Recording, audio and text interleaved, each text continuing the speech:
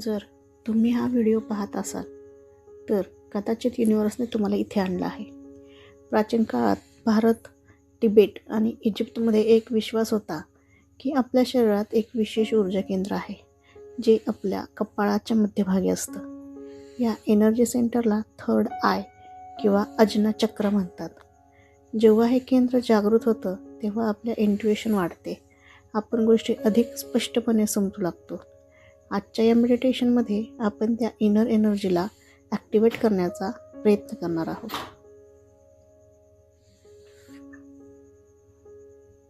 आरामात बसा किंवा झोपा. हलकेच तुमचे डोळे बंद करा. एक खोल श्वास घ्या आणि हळूहळू सोडा. पुन्हा एकदा एक खोल श्वास आणि शरीरातील सर्व ताण बाहेर. तुमचे पाय, हात, खांदे, चेहरा, सगळं शरीर हळूहळू शांत होत आहे.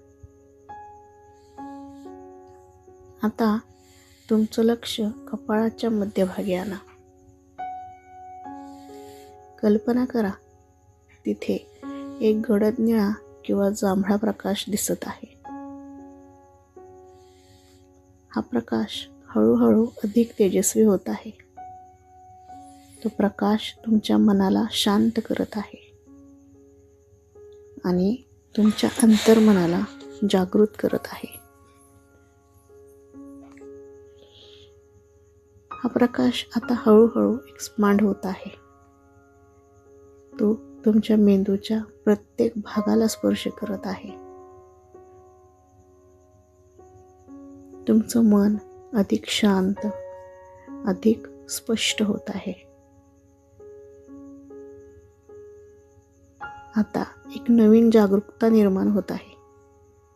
तुमच्या अंतर्मनातील ज्ञान आता जागृत होत आहे.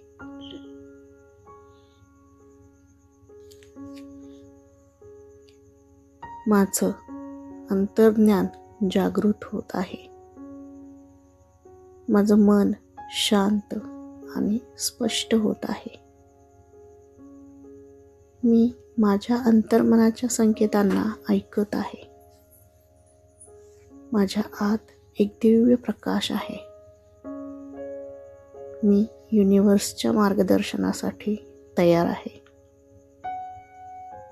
माझं अंतर्ज्ञान जागृत होत आहे. माझं मन शांत आणि स्पष्ट आहे. मी माझ्या अंतर्मनाच्या संकेतांना ऐकत आहे.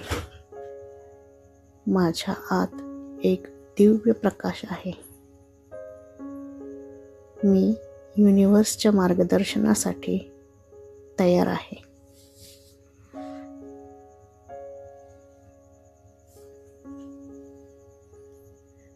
माझं अंतर्ज्ञान जागृत होत आहे. माझं मन शांत आणि स्पष्ट आहे. मी माझ्या अंतर्मनाच्या संकेतांना ऐकत आहे.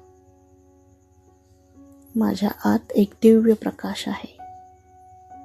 मी युनिव्हर्सच्या मार्गदर्शनासाठी तयार आहे.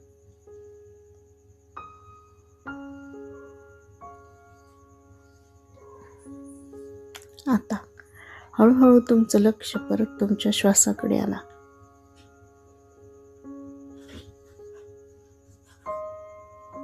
तुमचे श्वास शांत आणि नियमित होत आहेत.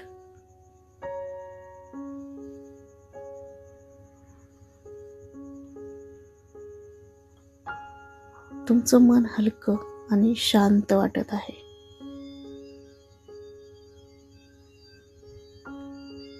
जेव्हा तयार असाल हळूहळू तुमचे डोळे उघडा. लक्षात ठेवा, तुमच्या आतली शांत बुद्धी नेहमी तुमच्या सोबत आहे.